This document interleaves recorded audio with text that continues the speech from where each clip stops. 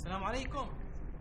عليكم السلام ورحمة الله. الله يبارك فيك. كيف حالك أستاذ جمال؟ Aljazeera waxa ay soo bandhigtay sawiro gaar ah oo guriga qunsulka Sacuudiga ee Istanbul oo laga dhex sameeyay foorno ka oo la sheegayo in lagu sameeyay guriga qunsulka Sacuudiga ee Istanbul uu ku leeyahay.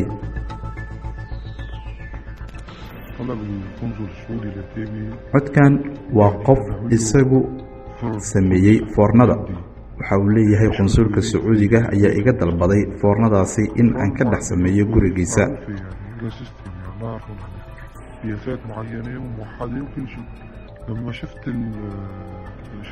waxyaabihii ay isku soo hadal qaadeen waxaa ka mid ah nooca foorno ee la doonayo in guriga laga sameeyo.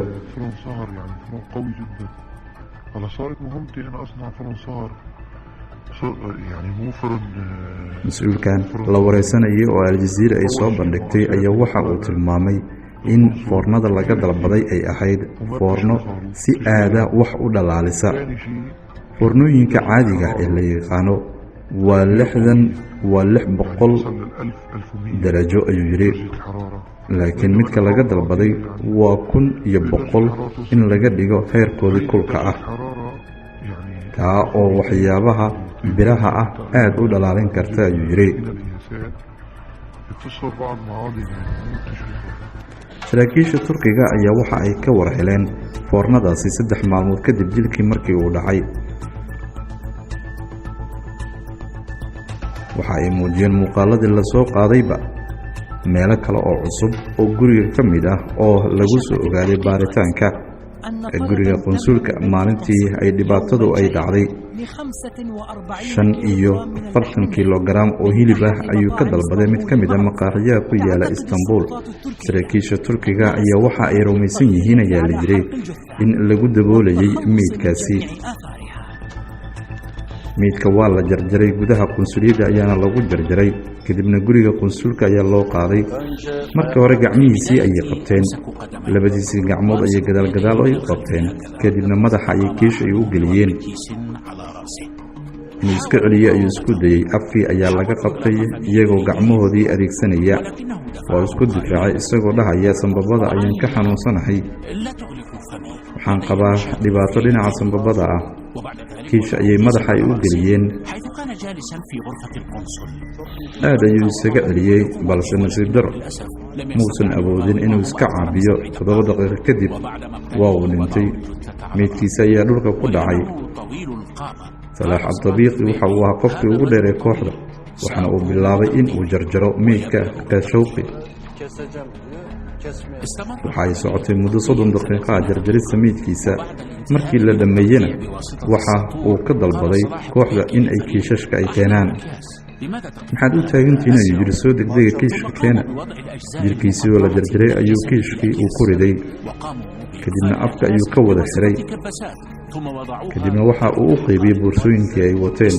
1 saac iyo bar ayuu howlgalkaasi uu socday ee meydka lagu jarjaray, oo ka bilowday in la ceejiyo ilaa iyo jirkiisii la jarjaro. Aljazeera waxa ay wareysanaysaa wadihii tagsiga ku waday kooxdani. waxa ay weydiisay haddii uu ku baraarugay waxa kiishka ku jiray. si fiican maanan u eegin ayuu yiri, waxa ku jira kiishka keliya waxay la ahayd waxyaabaha lagu qaato dharka marka la soo iibsado. halkan ayaan ku dejiyey ayuu leeyahay si ay hotelkan ay u galaan. waa goobtan meesha aan ku dejiyey. soo raac goobtan weeyaan. si ay kor ay u galaan halkan ayaan ku dhaafay ayuu yiri. halkaas ayay doonayeen hotelka Mofibenka. halkan ayay u soo dhawaadeen ayuu yiri. kuwaasi siduu xushnimaha ninkaas meydkiisa u galay. Aljazeera waxa ay booqatay sidoo kale xaruntii shaybaar ee ciidamada amniga ee Istanbul. doorkii Sacuudiga ee cadeemaha lagu muujiyay uu ku lahaa dilka Khashoggi. 9 saacadood kadib waxa ay soo heleen ayaa la yiri dhiig. xafiiskii qunsulka ayaa laga soo xiray iyo sidoo kale raadadka dhiigii Khashoggi. kooxdii falkaasi qaaridiinta geysatay ayaa la tilmaamay inay isaga baxseen waddankaasi. madaxa sirdoonka Turkiga ayaa qadka kula xiriiray dhaxal sugaha waddankaasi.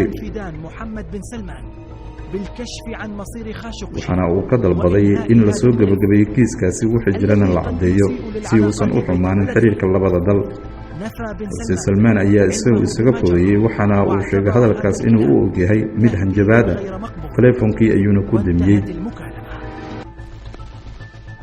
saaxiibkiisii ayaa ka sheekeynaya intaan Jamaal Khashoggi la dilin hanjabaadihii uu la kulmayay inay ahayd in mar uun uu la kulmi doono in la qafaasho. haddii Sacuudiga aan tago waxa uu yidhi waa lay qafaashaya ama waa la xiri doonaa. wadamada kale xitaa haddii aan tago waxaa suurtagal ah diyaarad gaar ah inay afduubato.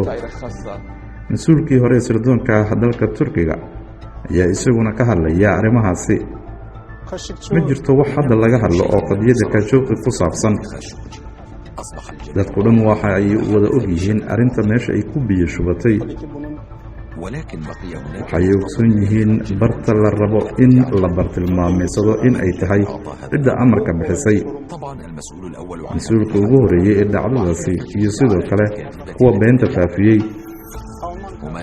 waa labada walaalood dhaxal suge Maxamed bin Salmaan iyo walaalkiisii safiirka Sacuudiga ee Mareykanka. shakhsi si aad uga dhow madaxweynaha Turkiga oo Al Jazeera ay wareysatay waxa uu weydiinayaa sababaha ay codadka ay u hayeen. codadkaasi lama baahin karin maadaama cadeymuhu ay ahaayeen kuwo si aad xasaasi u ahaa.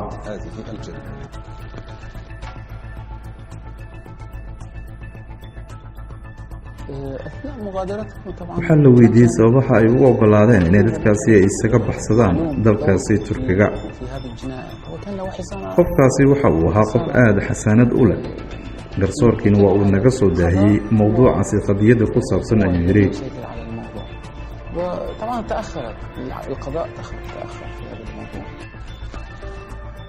gabadhii saaxiibka la ahayd oo Al Carabiya ay wareysatay Khashoggi ayaa waxa ay leedahay maalin ma rumaysanaynin in mowqif noocaani oo kale aan soo dhex istaagi doono. ilaa hadda ma ahan wax aan qaadan karo. sax waan fadhiyey ama waan fadhiyaa waana ka hadlayaa dhacdadaasi.